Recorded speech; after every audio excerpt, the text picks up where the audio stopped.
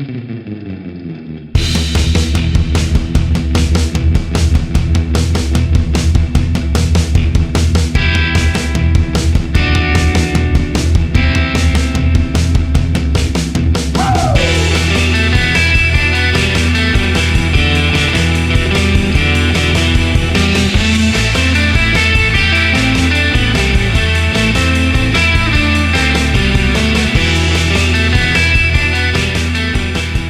it was amazing. I love amazing. I love to travel, but I'm happy that I'm back. And welcome to the Down in Front Podcast, the official podcast of downinfrontpodcast.com.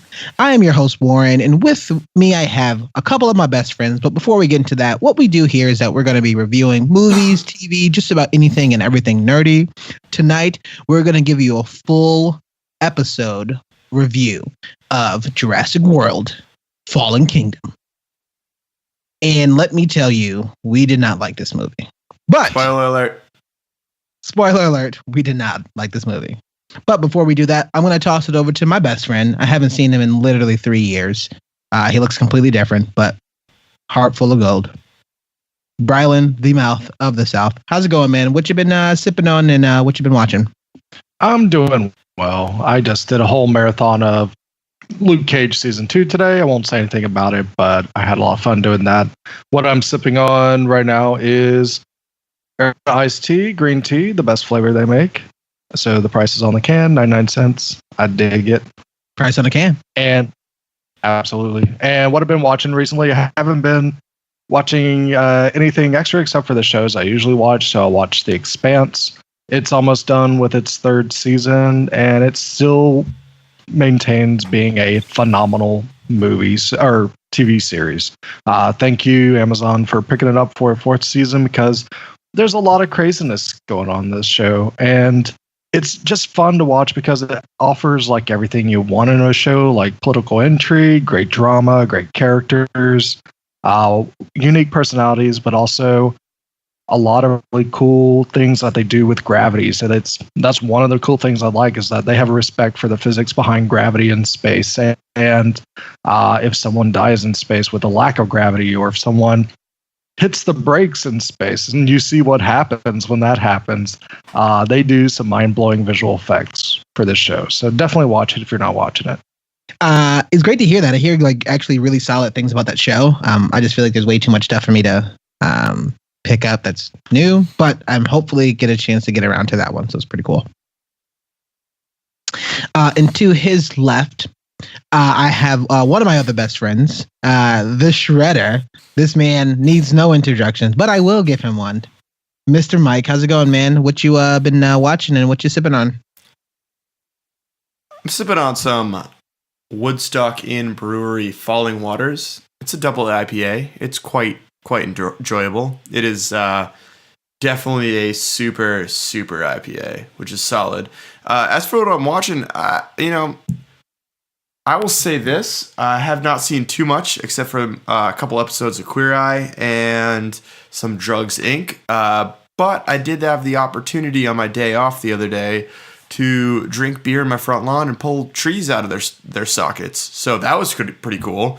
Felt like more of a manly man than I usually do. I'm more of like a brawny towel.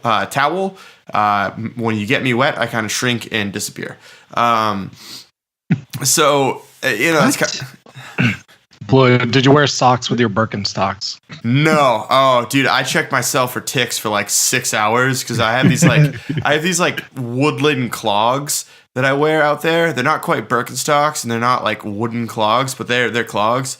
Oh man, dude, it was awesome. But they're great. Get them wet, get them like dirty. Like I like literally pulled this one deep-rooted mofo out. Just got sand all over. I graveled myself, if you get that reference. That Arrested Development reference? Nah, it's Scrubs. Yeah. Oh, I know Scrubs. Yeah, dude, you got graveled. He didn't blew himself. Oh, I do. Well, it's always great to see your face. I'm excited to hear your opinion of this ridiculous movie. My name is Warren. I will be your host for this evening.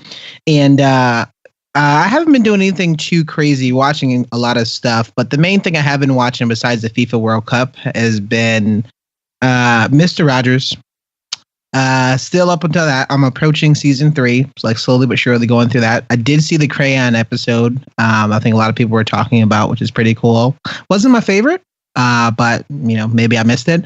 I think Big Bird's coming up soon, so I'm pretty excited about that. So I'm gonna be pretty pumped about that. And it's a Shandy season. So it is Shandy season officially. I'm pretty excited. I finally got a chance to find this UFO pink lemonade Shandy, which is it's a beer if you haven't had it, but it's actually it's pretty good. I think this is going to be a great beer to do some gardening to. So I'm pretty excited to kind of try that out. So yeah, super pumped. Shandies are genetic abominations, just like this movie we're about to talk about. I mean, I would agree with you, but maybe not. So, we all have our own different tastes, but I do agree with that this movie was trash. So tonight we are going to be doing a full review of Jurassic World Fallen Kingdom. There's not a lot of stuff that we want to bring up probably prior to this. So what we're going to do is go directly into our spoiler section. So if you haven't seen this movie, I guess go watch it. Maybe not. Or just listen to us and then decide if you want to see it. Exactly. We don't have Guillermo on this year. He has had his epic rant a couple years ago. So we'll hope to see if we can do that justice. That's our highest downloaded podcast, by the way, is I think for a long time, right? Yeah. Well, I mean, for literally 2.5 years. For 2.5 years. And it was just Guillermo screaming for 2.5 hours. So apparently we have to do better than that. So what we will do, when we release this, we're going to also release a double feature of Jurassic World number 1 and also Jurassic World Fallen Kingdom. So definitely kind of keep an eye out for that. Stay tuned for our full review, and we're going to give you a quick commercial break for a full review of Jurassic World Fallen Kingdom. See you soon.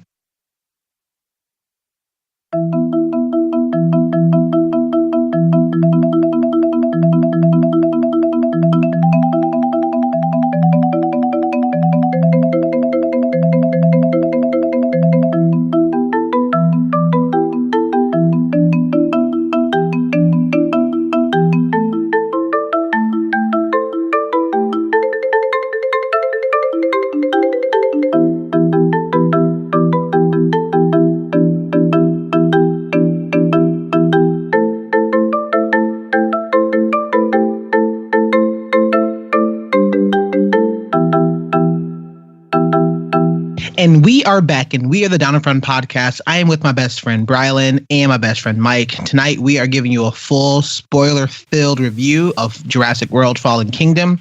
We broke this up in a couple different sections, so mainly we're going to be talking about the acting and characters a bit. Then we're going to be talking about the plot and this huge twist that they actually kind of brought in before we get into our sort of final thoughts a little bit later on. So I'm going to actually toss it over and hear some thoughts from Brylan. And Brylan, talk to me about the acting, talk to me about some characters, and some overall sort of feelings you have about Jurassic World Fallen Kingdom. Oh boy. Yeah, so this is a bad movie, and it starts with the acting. Everybody in this movie is just terrible. They're either trying to ham it up in every scene, or they just don't want to be on the screen. Especially with Chris Pratt, his Owen character, who was kind of charming in the first one. I mean, just feels very lifeless in this. And I would compare him to Dwayne Johnson's primatologist in Rampage, where Dwayne Johnson, you guys should see, he actually cares for George, and he's doing all these things, playing jokes with him, and there's zero connection when it comes to Chris Pratt on the screen. He just seems like he's just staring off into space, and he's just why am I doing this? I'd say if there's anybody that is kind of a shining beacon in this movie for acting, it's going to be the actress that plays the paleo veterinarian, the theoretical Zia Rodriguez. She has a real name Daniela Pineda. There we go. Sorry, that's fine. It's good to get accurate. I think she has fun with her character, and even though her character makes no sense and is has some dumb situations that she has to go through, she at least makes it tolerable to watch. But it feels really bad. Like there was this big buildup when this movie was coming out that Jeff Goldblum was coming back as Ian Malcolm. Ian Malcolm is like one of the most unique and beloved characters of the Jurassic Park franchise. In Jurassic Park 1 and 2, he's amazing job there. But here he feels just very like lifeless, or someone gave him a sedative before he read his lines. He doesn't feel like Ian Malcolm, and he just bookends the film, and it's kind of pointless why he's there in the first place, except to speak to to Congress about like should they help out dinosaurs with this volcano about to go off. Well, they got too cute with it. They basically thought, all right, well, here's the character that everyone's been waiting for the return of, you know? And so if we bookend the film and have him introduce these like major philosophical concepts, I guess you'd call it, that we're going to explore, that it would be a good opening and closing. But like, you're right, it wasn't authentic Ian Malcolm. And it didn't really matter in the plot. Like what Congress decided didn't have anything to do. So it just felt like bookending to bookend, you know? It felt like a unembodied narrator almost to it, where like they give some backstory, and it doesn't matter, you know, like how many movies have a famous narrator that starts the movie and ends the movie that like, that's Jerry Seinfeld's voice, you know? It's like, all right, well, cool, that's fine, but let's get on with it. Yeah, and he's there to set the consequences of whatever actions they take in this movie, and it's more comes out as forced Goldblumisms, like the director said, "Hey Jeff, I know you're good at doing this thing. Do your thing here." And like Jeff's like, "Okay, I'll just do my thing and pick up the paycheck, and I'm out of here." So, and it's a shame because Goldblum is hot right now, and we should have more Goldblum, but just not this lifeless. Yeah, I mean, especially it was weird because they stuck him. They just didn't give him anything like. I know he's not like quite like a physical actor or anything, but he literally didn't get a chance to interact with any of the characters that we have been previously introduced to in Jurassic World. And so it at least would have been helpful to somehow incorporate him into the story by introducing or having some sort of dialogue with these characters, just so that they can understand a bit of, risk of what they're getting into. We'll talk a bit about the ending of this movie, but they just should have used Jeff Goldblum in this movie. It was frustrating that they just didn't. You raise a good point, Warren, that like Jeff Goldblum, his like kind of eccentricities were very well foiled by Sam Neill's Alan Grant. And so you could play the two off each other and make it seem like, you could drive a point home. Whereas the same thing where like in Thor Ragnarok, I think that basically this director said, "Oh, we loved you as the Grandmaster. Do that for the opening and closing scenes."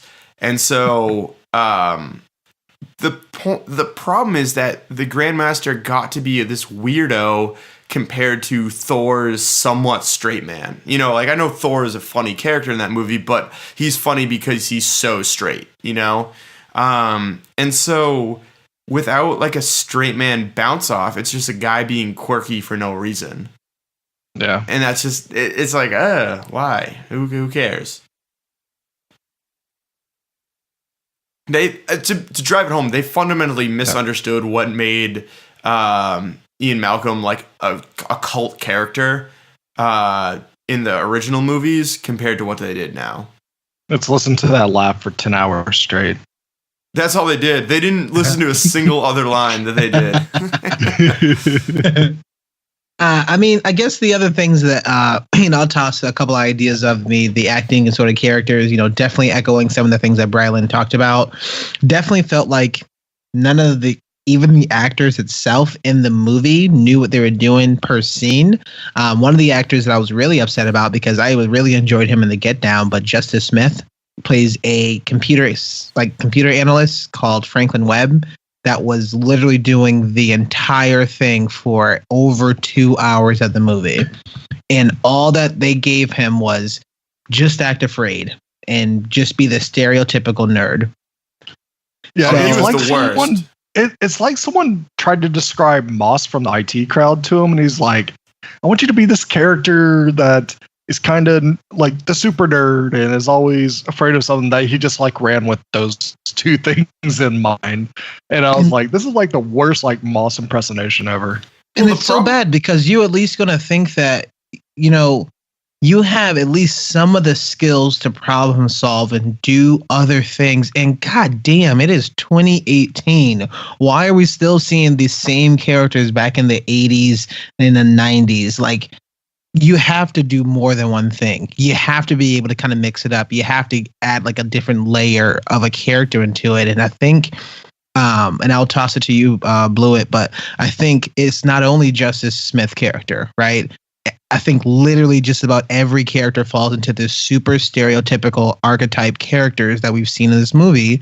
Of you have the hot guy, you have the damsel in distress, you have the nerd, you have the overly evil sort of rich guy, then you have the overly evil badass dude that has to do something hardcore of like stealing dinosaur teeth. Then you have like the person who's going to be fighting for justice no matter what, and that's like the Zia Rodriguez, the veterinarian character that we were talking about. And it's so to the point where it's like, and then you have the evil henchman, the bad guy scientist who just loves the animals, and that's BD Wong for some fucking strange reason. But it's just so fundamentally bad. Like, these are the characters you didn't write yourself. You wrote yourself into these characters. We only knew 3 people.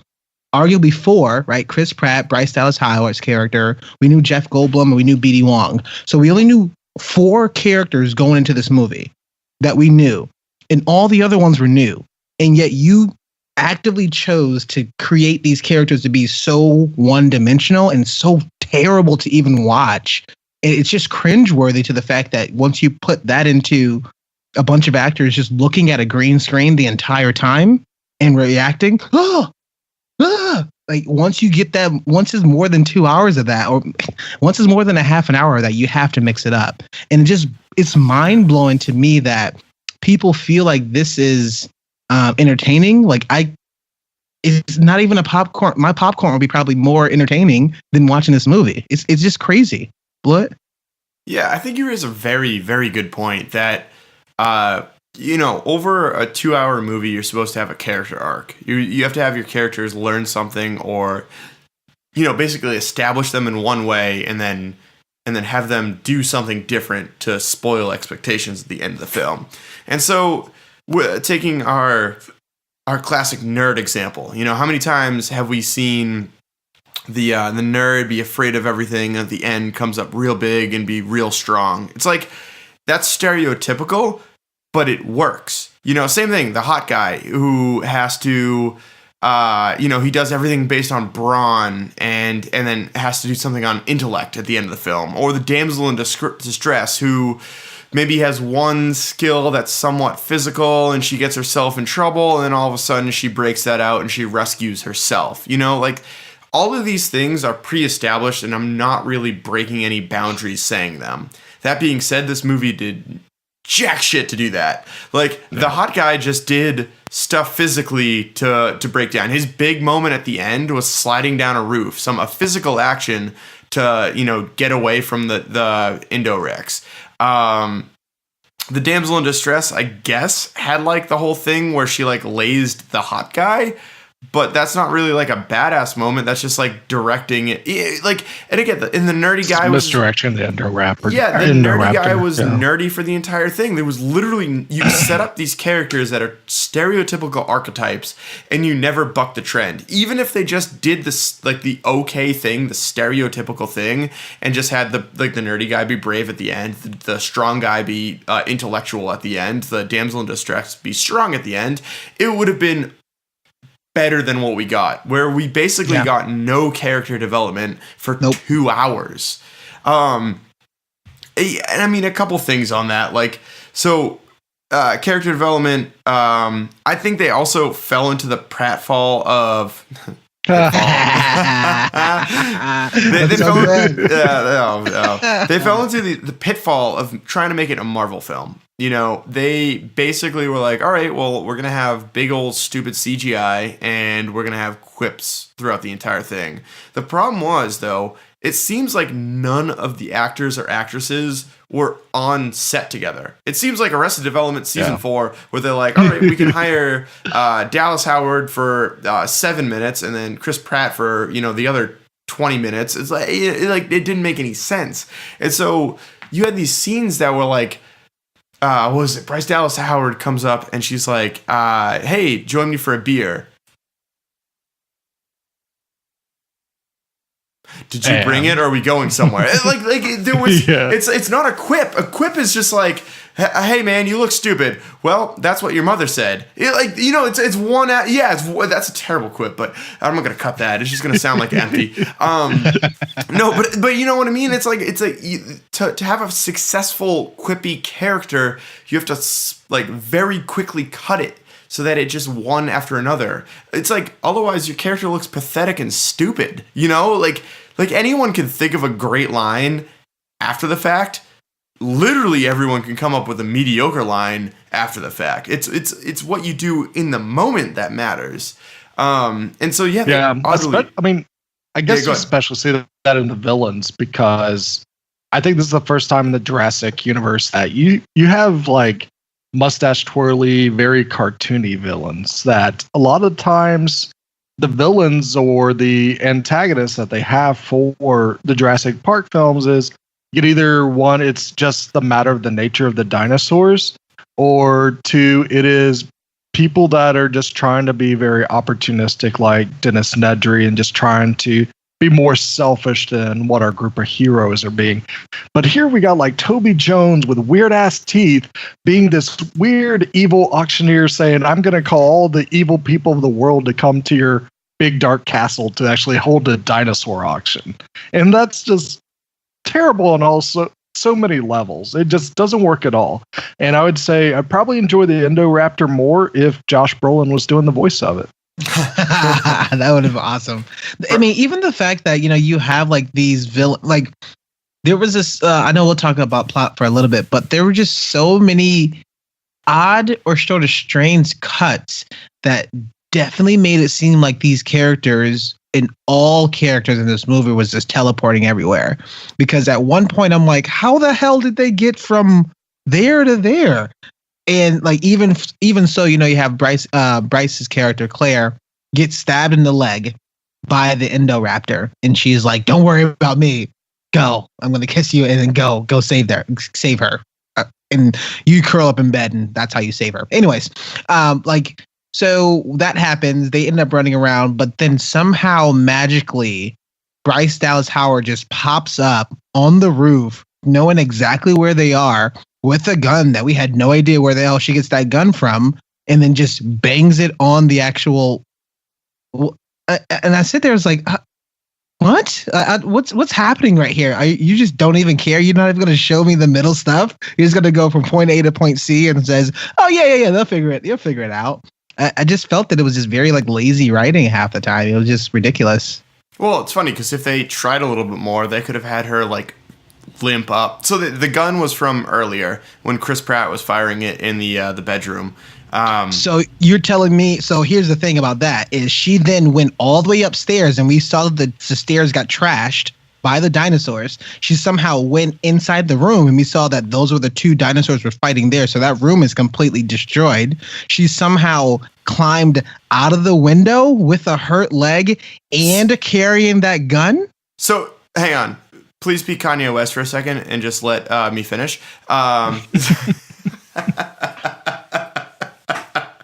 Frustrating. That part makes no sense that they glossed over. At least I just literally want to say that I know where they got the gun from. The whole rest of it was freaking stupid.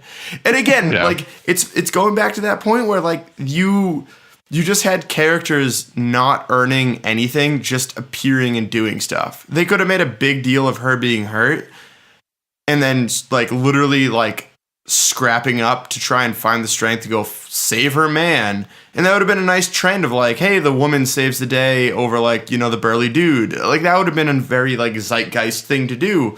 But you have to show Bryce Dallas Howard picking herself up, and you have to show her struggling to get to the roof because she knows what she has to do is right. Oh, man, it's called agency. Yeah, I had something else in there. Let me just end with this. Acting. The little girl was better than Ty Simpkins as an actress. I agree. I know that Warren hates Ty Simpkins. I didn't think she was great. I just also, considering that Ty Simpkins is a boy, disqualifies him realistically from the actress title.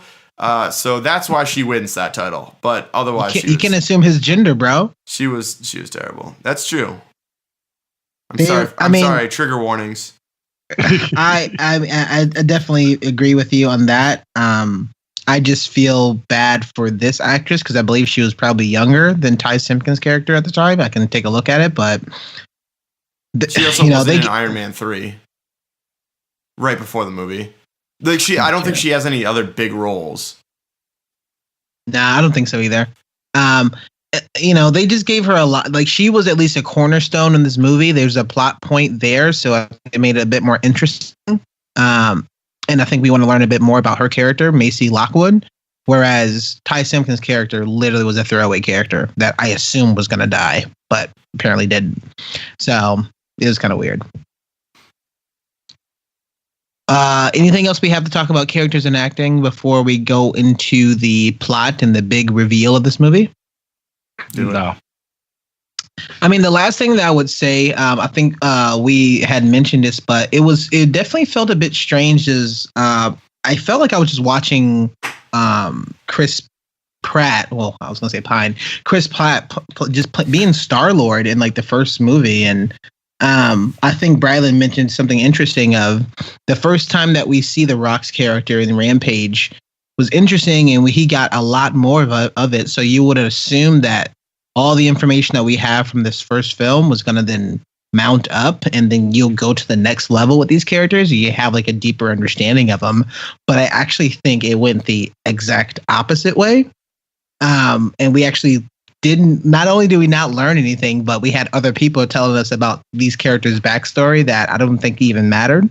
And so it's just like, okay, well then I really don't even know who these characters are and why should I even like them. So, it just felt like a lot of the writing in a lot of these actors just made us like these characters less, which is very sad because I think the only character, maybe two characters that people liked going into this movie was Chris Pratt's character and Jeff Goldblum's character. And the two things that they do was make everybody in this movie like them less because of how they were used. So I think just it was kind of a bummer. So let's talk about a bit of the plot, and then we're going to save the big spoilery one here. Also, I guess the big twist. I don't think we're like an M. Night Shyamalan, but I'm going to toss it over to Brylan. What do you got for the plot and overall sort of the universe and how this movie sort of fits into this scale? Yes. So when it comes to the plot, like this whole movie relies on that you actually bought into the relationship between Owen and Blue from Jurassic World, and that's what you want to see. And I didn't even enjoy that in the first one, so it even fails worse here. They actually do a lot of things. I mean, they have these moments where they're showing you old videotape of Blue being trained, and like, yeah, that's adorable, and it's neat to see like how she's different than the other velociraptors he's raising, but it really never leads to anything except you see Blue have this mutual respect. Apparently Owen's the only one that can get her out of the jungle to save her, but as soon as he gets her out, then you have the villains show their face and just start tranking her. They even shoot her in the gut. And that just leads to just some pointless nonsense where they're having to escape on a boat. They have to give a blood transfusion to Blue so she lives and she magically heals overnight. So she's back to being a full-fledged velociraptor and doesn't need any downtime to attack the Indoraptor. So it just goes all over the place and it's just messy and doesn't make any sense. Plus, they also introduced new characters into the Jurassic universe that probably, don't really need to be here. They actually are retconning a lot of Jurassic Park history by adding someone like James Cameron's Benjamin Lockwood, who was never mentioned before. And it's just like, surprise, here's Richard Hammond's partner from the original Jurassic Park, and he has a deep, dark secret. And that deep, dark secret is Maisie, his granddaughter, who's actually a clone of his daughter that, yes, he cloned a human. And so there's no reason to add this into a Jurassic Park film. It doesn't make any sense. James Russell or Richard Hammond the actor portrayed him, is passed on, but think about like all the other actors you could have gotten, like Alan Grant or Lorna Dern, or even maybe the first kids from the original Jurassic Park. They're all grown up. Maybe they actually get tied into it, and they were actually good child actors. And so there's a lot of just messiness going on with this. And the auction house scene, it's like one of the weirdest non-Jurassic Park scenes ever, where they're just showing like, this is a dinosaur that's 20 feet long and stuff. And then you see numbers going up whenever people are voting on dinosaurs they want to buy.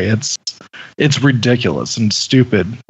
And the big thing is the Indoraptor. The Indoraptor is probably one of the worst dinosaurs ever made. Like, for some reason, they decide to shoot a dinosaur that's really dark green at night the whole time. So I know this movie has a budget. Did they want to just cheap out on the CG for this dinosaur? Are they trying to do something a little more of a horror movie feel to it? And also, like people make fun of T-Rex having small arms and stuff. Indoraptor looks just as dumb with big long arms too. So it's terrible. The choices they make throughout this movie, every step of the way. And I was confused because I thought they had said that this dinosaur has heightened sense of smell, hearing. Basically, this dinosaur is perfect. But I think the counter to this dinosaur is, let's turn off the lights. No, it wasn't even that. They never said no dark. It was like they literally got away and hid.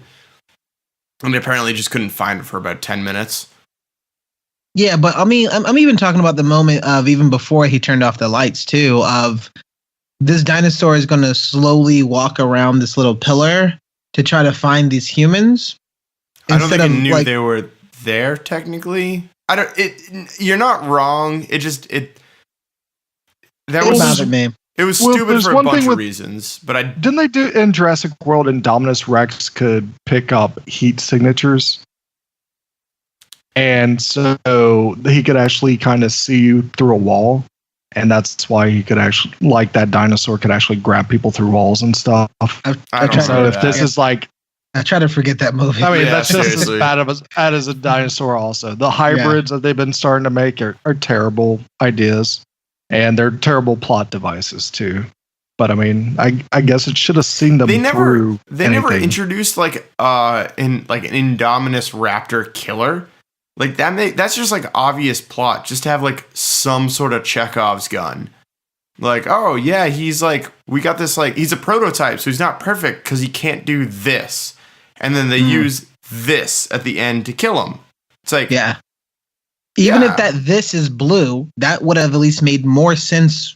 Like, oh, I'm going to talk about that in a second. Yeah. Okay. Yeah. But you could have, like, the way that they ended this movie was a worse way that they ended. That's probably a good thing. This movie they ended worse of how they kill the big bad monster than the first movie. At least there, it was like a partnership of dinosaurs that normally can't get along. So there's a lot of like aggressive dinosaurs of the T-Rex and the Raptor that's like literally standing on each other. That's going to go against the Indominus Rex to the point where there's this huge thing that's whatever thing that was in the water is going to go and kill it and then kind of bring it back. So that was interesting.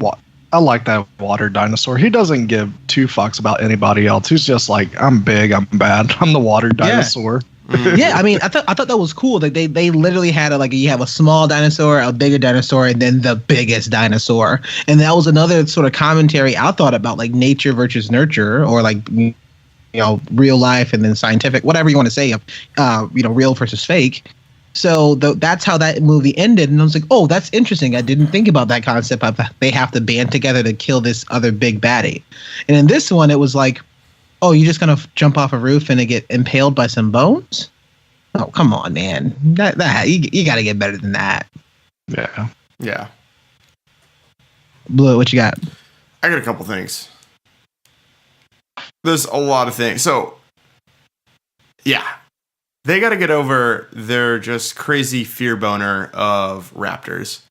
Part of the appeal, I think, in the first movie was that literally every dinosaur was scary, right? And so I'll admit this: I have never seen the scary second or one. amazing. No. Well, hang on. So I admit I've never seen the second one, so I can't necessarily comment on what people felt through that. But in the first movie, certain characters, specifically the kids, felt that even the herbivores were terrifying. Like they were just these behemoths of creatures, and you could get that general fear from every single dinosaur. And so like it just happened to be the raptors were the smart ones, and like that's fine. They have to break away from the raptors. Like they thought, the culture at the time absolutely loved them and kind of gravitated towards the raptors, maybe more towards more than the T-Rexes. And they went with that. But like it's getting ridiculous. Like now we have this supersized raptor that's somewhat bluish, but we also have Blue, who's like the most intelligent like person on the planet outside of human beings. Like you have to get over the raptors. They're getting so unbelievably one-sided with the dinosaurs. Whereas part of the original appeal of the original movies was like the wonder of seeing all of this stuff brought to life. Like, and that amazement is truly lost if you only have one dinosaur that you really are afraid of. I thought, speaking of just like the original amazement, I thought that a lot of this stuff, like, it worked for one movie, and I don't think that movie ever needed sequels. I think that a lot of people were really excited about the second Jurassic Park because it was like, oh my god, this is the craziest movie ever, has another movie coming out afterwards. Let's get wild. But like Jurassic Park 3, no one was looking for. The reboot, no one was looking for. And, it had like an acceptable level of excitement. And so when you come out with this thing, it's like human cloning. It makes sense that they can do it. First of all, Lockett, my god, I spent the entire film thinking that he was a throwaway reference from like Jurassic Park 2. Completely thought that. It blew my mind 4 minutes before we started taping this podcast that he was a completely original character. Because like that's not okay. You can't just introduce someone who's like a brainchild, like brain parent of the entire operation in the fifth movie. Like that's ridiculous. But human cloning makes sense from a narrative perspective, that if you can bring back something that's been dead for 65 million years, that you can bring back like the genetic code of someone who's buried out, 2 miles down the road in a cemetery. It just goes. Yeah, I mean, it makes sense, like based on Jurassic Park science. Like, yeah, we've quote unquote perfected bringing dinosaurs back, but let's try a human because that's the next logical step for us. What's interesting though is the original script for Jurassic Park 4, the original plan was them fighting human dino hybrids. And I wonder if someone at Universal saw that and was like, you know what? We could make a trilogy around that idea. And so I wonder if in the next movie we're going to see human dino hybrids. Oh, maybe. It'd be bad. But why? One like last thing on the whole like plot and the twist of it all.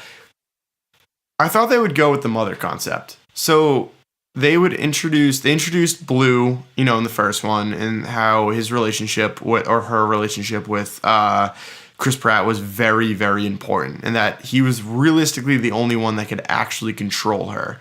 And then they go off in the second one saying that because the Indoraptor was made from Blue's DNA, that that would need a mother figure to realistically control it and to train it.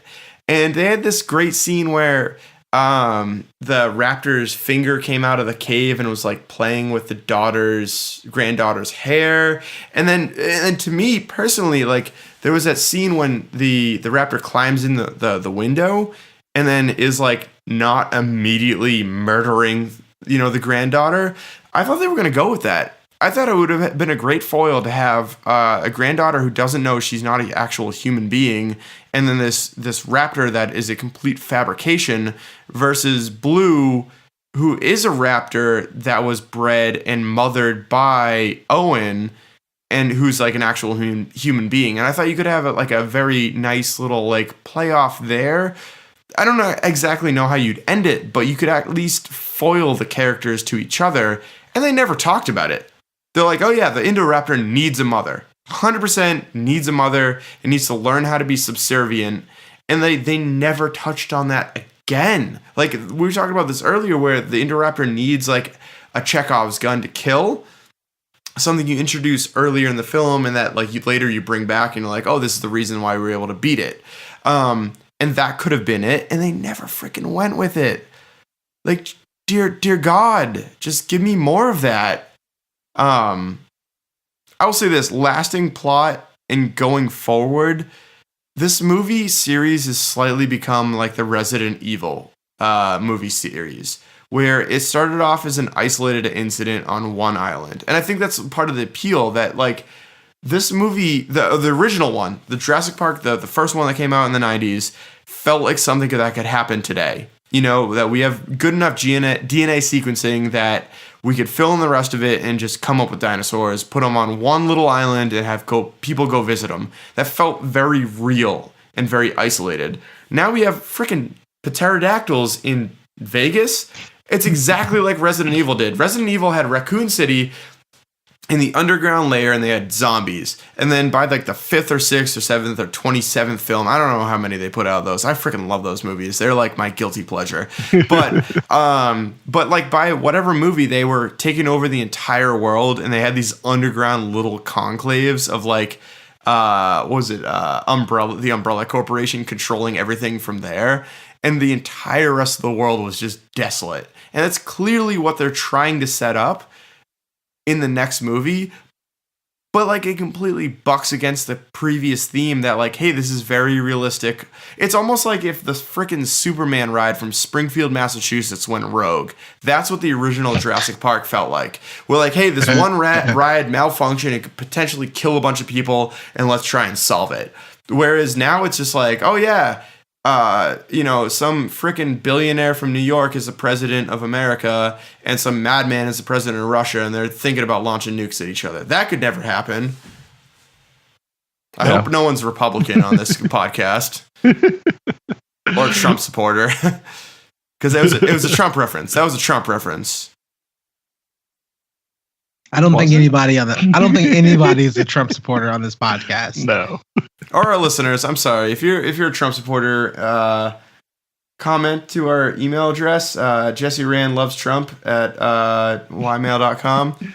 Send all your love to that. I will get back to you as soon as we check that email. Yeah. That must have been the saddest after credits sequence of any movie ever too. Oh, God. I feel like they used like, oh, we need an after credits sequence, and they just like took popsicle sticks that looked like pterodactyls and like an 8mm film of Vegas and put it together really quickly. And it's like 10 seconds long. Well, that's the other thing, that there was like 6 dinosaurs. They're like, yeah, we can save 11 species, and they only showed a max of like 2, but then, per dinosaur, and then they showed them spread out this crazy thing. It's like, no, the U.S. military would crush that. As soon as they saw, like, I forget the mid-sized T-Rex, that was like the hunter through the entire movie. Yeah, sure. As soon as they saw that one dumbass like floating through the Muir Woods, they would have just freaking bombed the hell out of that. Like, that thing is gone. There's no way that like 17 dinosaurs could just populate and terrify the entire western seaboard. Never gonna happen. Yeah, and it's weird, like their fate is all based on a big red button too. Oh my gosh. Are you kidding me? Oh my gosh. So I mean, hang on one second. Oh, wait. Listeners, really quick, this is where we get super rambling on the terrifying things. This is going to go on for the next 15 minutes where we're just going to remember terrible things from this movie and comment on them. I'm sorry, Warren. I just had to give that spoiler alert. It's okay. Go. So, well, the only reason why, because didn't realize there was an after credit scene. I immediately bolted out of this movie as quickly as I can because I didn't give a shit about the after credit scene. Okay, so just about nothing in this movie made sense, and so I'm going to try to see if I can recap as much things as possible pretty quickly. Feel free to chime in, guys, because it was super ridiculous. One, to the point. Terrible opening writing. Oh, nothing's down here. Nothing's alive. Of course you're going to die, people in the submarine. Guess what happens? People in the submarine die. Guess what happens? Oh, I can't get a hold of them. Well, we have the payload, so we should go. Wait, let's just wait longer. Just enough to let a dinosaur that we can all see in the helicopter for this communications guy get close enough so it can attack us. And why not just cut that ladder off immediately? Why you wait to the ladder? And then, of course, this person is going to get killed. Who cares about that? And then this huge dinosaur escapes out of this open cage, apparently, that we have no idea what happens up until just about the credits at the end of the movie. That's a little bit ridiculous. So yeah. Also, I guess it's like a continual trope in these type of films. Special ops teams that end up not being that special, not knowing what the hell they're doing either, or very special, just being messy. Very special. They might be very special ops teams. So also, you're gonna tell me that you're stuck in a underground. You're locked in an underground sort of facility for a while. And the moment that you choose to escape is when you find out the lava is going to be spilling in. And then you're also going to figure out that there's a dinosaur that's going to be attacking you. Then I love the reveal. I love the reveal. The reveal was cool. Yeah. Yeah. I like that a lot, especially like seeing like the lava, whatever was flashing of it. I really enjoyed that at the tunnel. But everything else I hated. Oh, yeah. I hated everything else about that, and this is like, man, just die. I really want these people to die because then I will be surprised. But you knew that these people were going to be safe. You knew they weren't going to die. So then who ended up caring at this point? It was ridiculous. Yeah, no, I mean, or having a dinosaur get shot in the gut with a 9mm and it's out of commission for half the movie. Then you also see a dinosaur that has lava drip on its head and just shakes it off like it's nothing. Oh my gosh. Or a human being shake off lava like it's nothing. Oh my gosh. Yeah. Or a human being shake off a tranquilizer, kind of like Kill Bill style. And somehow make it some sort of like comical way to dodge. Maybe he was lava? like the, what's it called? Will Ferrell's character from, is it Old School? Yeah. Oh. Frank the Tank. I like you. I like you. I love you, man. Oh. Or even to the part where, so you're telling me, why don't you, when they're all running away and somehow they perfectly got into this island, the perfect exact moment that the volcano was being erupted and exploding, and they all left with only killing one dinosaur, with the Brontosaurus that nobody cared about. So you're telling me that there's a lot more dinosaurs that died. Yeah, but they highlighted that one. You didn't honestly, even give. I wanted to see that. I wanted to see that. That scene was beautiful. So drawing a very good parallel, because like one of the big themes of this movie was like endangered species and should we save them? Do we have the ethical responsibility to save them? Drawn on a larger platform, you can make the parallel to certain species that are endangered today and whether we should do more to save their habitats, their feeding structure, all that fun stuff. What killed me, utterly wrecked me, this should have been a Triceratops. This should have been a Triceratops that you saw drown earlier on the cliff scene that you knew could not survive underwater. Not a freaking Brontosaurus that literally all it needed to do was wade out about 20 feet. Its head would still stick above the water and then just sit there for about 7 hours. Because it could still breathe air. It could be fine, maybe eat some seaweed, munch on it a little. The fact that the thing didn't even try and swim, like at least you saw that the Triceratops early in the film would just drown its ass. The Brontosaurus we know can breathe. Like that's such a the image was haunting of it in the cloud dying. Like that was awesome. Kudos to the CGI, the art director, all the staff that was involved in that. That was a great scene. I would give this movie that scene. That being said, it was a dumb pick for a dinosaur because that thing could have easily have lived. And it's not even like brains. It's not even like, oh, it's a dumb herbivore. It's literally like, oh, this is hot. I'm going to go out in the water now. Like, you have this such a simplistic survival mode that would tell you to just keep on freaking walking. Well, even okay, I'm gonna keep going because fucking it's gremlin. Sorry, is it gonna get wet and it's gonna like go nuts? It's so stupid. It doesn't make any sense. Dinosaurs may not like water. Again, this movie doesn't make sense. You're telling me that you left the keys to a truck that's perfectly gonna like also leave a space for a truck that purposely, and nobody is gonna check to the fact that this truck crashes on a boat while it's trying to go away. Nobody walks up to check it out. Nobody's gonna check how this truck get here. Ever. She put on a freaking hat. I'm good. This isn't the Avengers. You can't do that. The Avengers gonna get away with it, but no, Claire can't. She's a redhead. She sticks out. She's also the only woman there. There's two women. There are two women on that island, and you're telling me that one of them is going to be a veterinarian, the other one nobody can find. Veterinarian with quotes. Yeah, that's no practical experience. Definite air quotes there.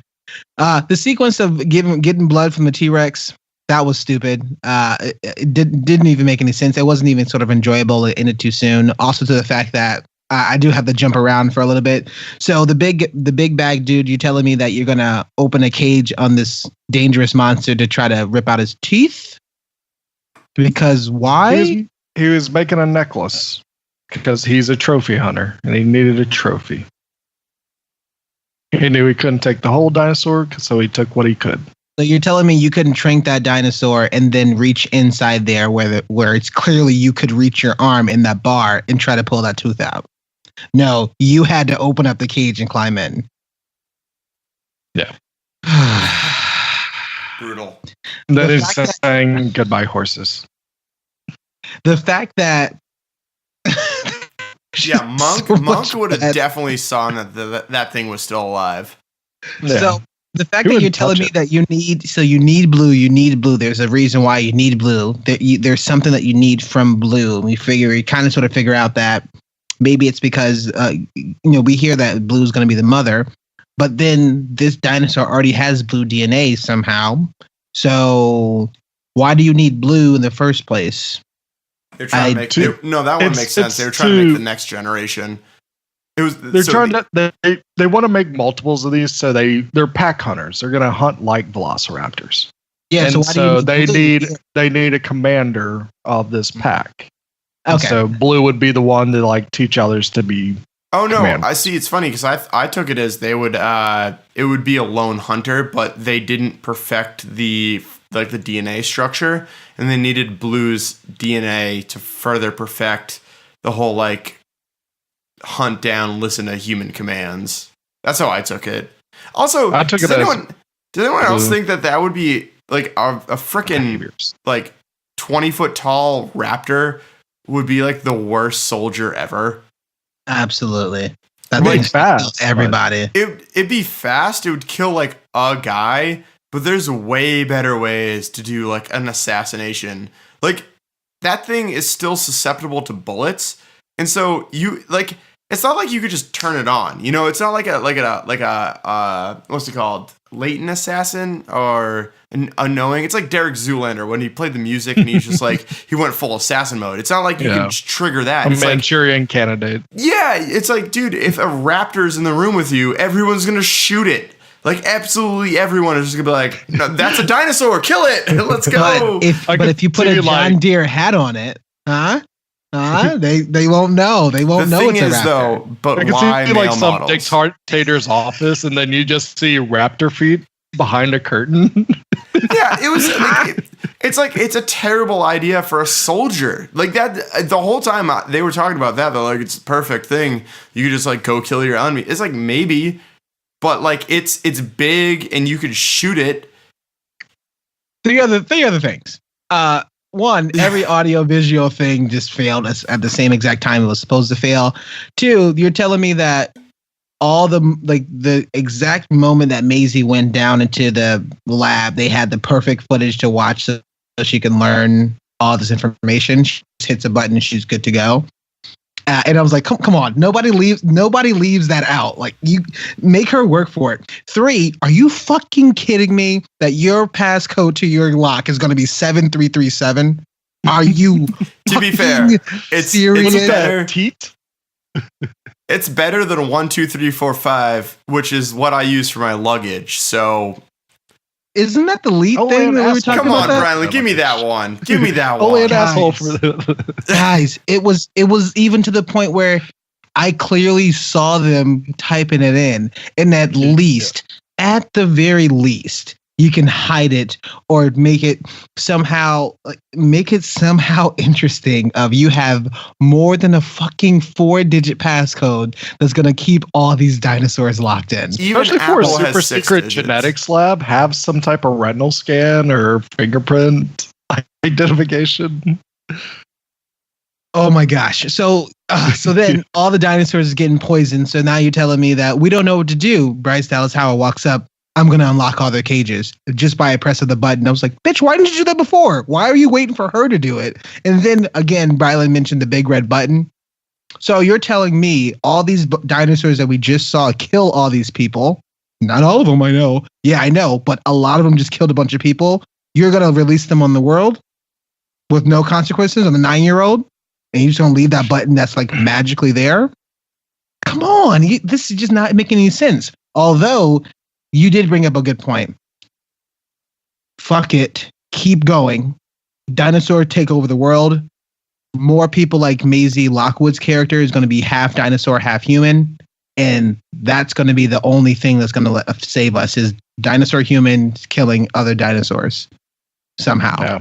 I actually kind of like the ending of the movie where it's kind of messy, just like the whole movie was. So yeah, sure. Dinosaurs running wild. Let them roam free. Let's see where it goes. God, this movie was just so bad in so many different places. I just did not understand just any like logical thought that went into making this movie and script, and then any logical thought of the characters in the movie itself is like, cool. You keep using the whistle to break through the wall. Okay, that's interesting. But then at some point, it's just like nobody's chose to shoot that dinosaur. You're just gonna let that dinosaur just ram everybody, and then Mr. Chris Pratt's gonna have his hero moment of just dashing, punching a bunch of people, 1-hit KOs, and you're good to go. No one shoots him either. They all had guns. Yeah, Bradley had a good. Well, Bradley, you had a good point about that. Yeah, Owen is everything proof. I mean, he's lava proof, he's waterproof, he's dinosaur proof. I mean, he's indestructible. Yeah, dude does not get hurt. It literally does not get hurt. It can actually teach other dinosaurs in 5 seconds how to ram through a wall and break out of a jail. I mean, he's got it all, but he's bored as hell while doing it. I'm done. Yeah. It's a bad movie. Bad. Blue, what else you got before we or Brian, Blue, what else you guys got before we move into our final thoughts and conclusion? Nothing. Yeah. I'm sorry, this movie is just so bad. Yeah, I know. It's so frustrating because we really, really enjoy doing this show. We really love watching movies. We love reviewing a lot of these movies, but it just comes to the point where you get these sort of movies that makes, over 800 million by this point, probably.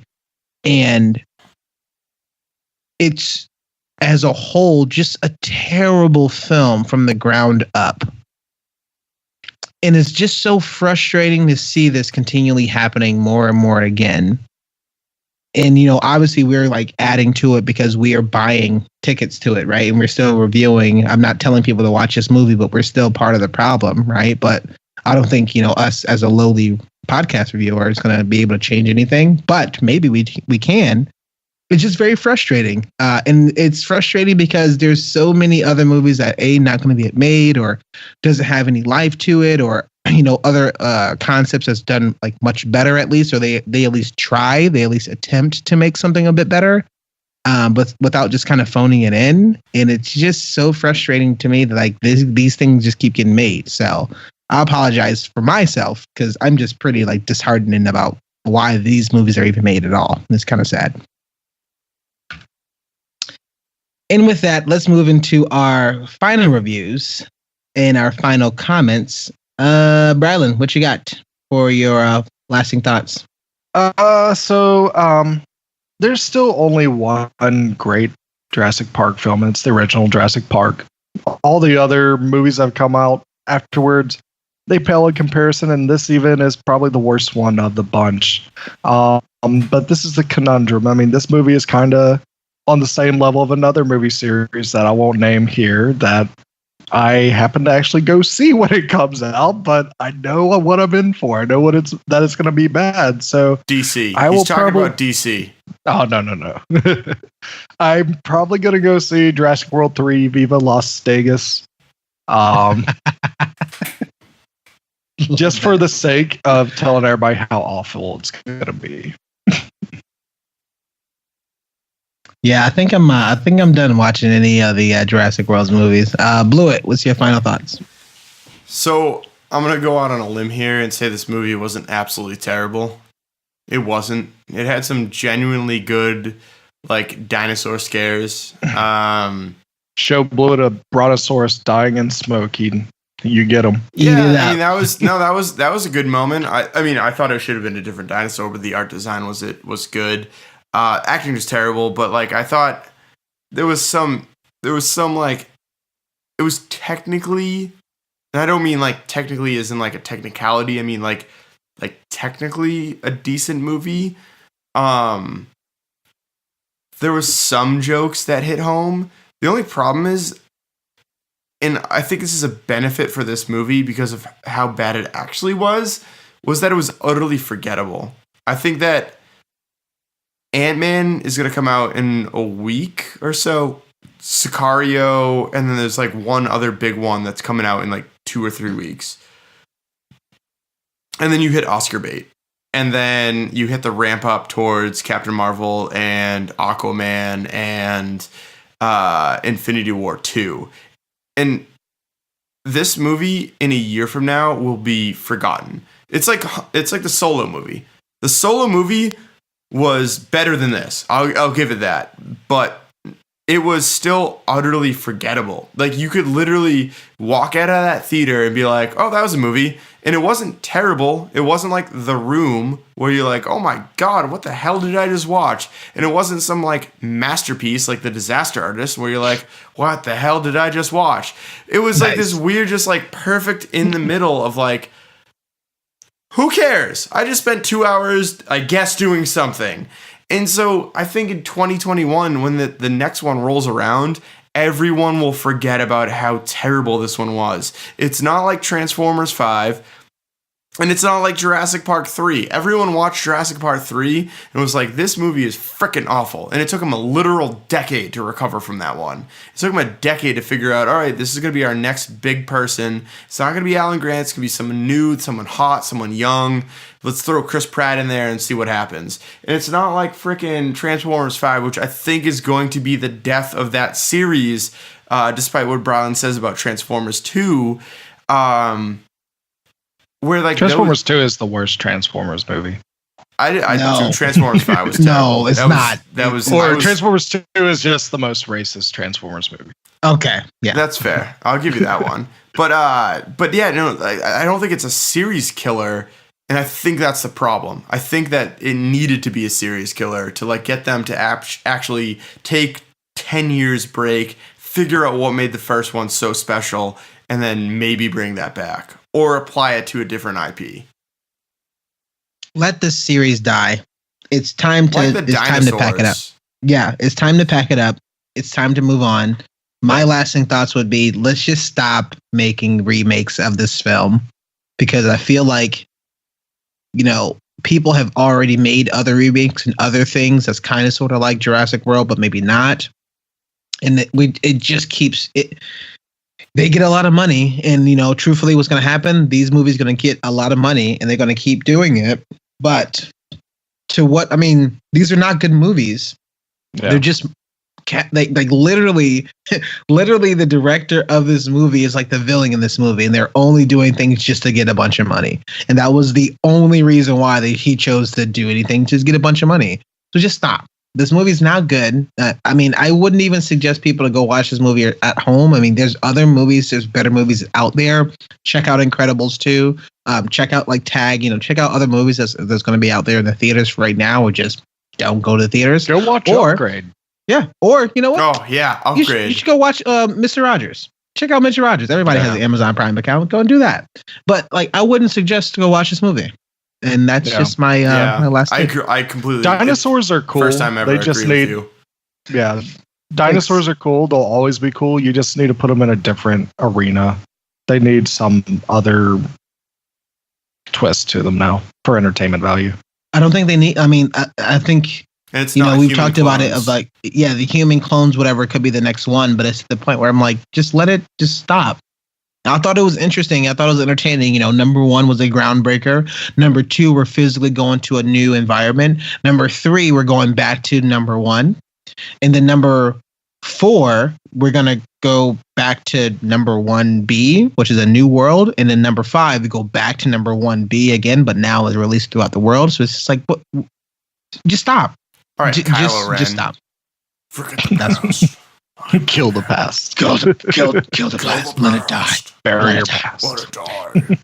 And with that, we are the Down in Front Podcast. Thanks for hanging out and checking in for our full review of Jurassic World Fallen Kingdom. Brylan, where can the peeps out there find more of your work?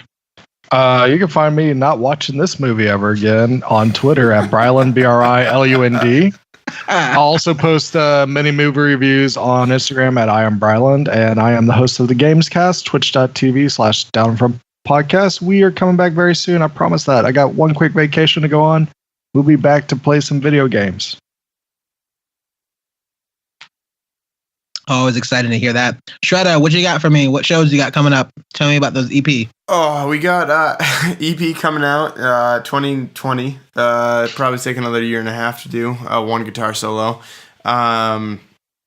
So also we got a show on the 2nd, I think. That's next week. Yeah, Monday. And then we also got a show on the 19th. I think the 19th actually will be an EP release. I should have that done. And then it's in the basement of some place. It's gonna be awesome. As far as the band name, My News, you can reach out to us on social media at My News Music or My News Band. And then as far as email address, I already said one that you can get out to us. The other one, of course, is Jesse Rand digs through Triceratops dung to find this movie at the center of it, because this movie is a literal piece of shit, at gmail.com. Again, that is Jesse Rand digs through Triceratops dung to literally find this movie. It is a piece of shit at gmail.com. But you're the one that said this movie's not terrible. You said that earlier. Yeah, this movie's so shitty. Perfect balance. Perfectly balanced. Balance. Fiber. We are the Down in Front Podcast. Check out more of our work on our website, downinfrontpodcast.com. You can find us on almost every social media outlook, on Reddit, our email, or Facebook, or Twitter. Our Instagram. If you definitely like supporting us, if you like hearing our sweet, silky voice over your ear holes, definitely check out and become a Patreon. Just for $1, Bob, and if the price is on the can, you'll get early episodes, like extra content. You'll have a bunch of information to kind of join our Discord channel, which we're going to be talking about a bunch of stuff that's going to be in there. So definitely kind of check out for that. Patreon.com/DownInFrontPodcast. And thanks so much for just kind of hanging out with us. We are excited. We are coming back for our next review will be Sicario. So kind of stay tuned from that. And we will say so long, farewell. Please don't watch this movie.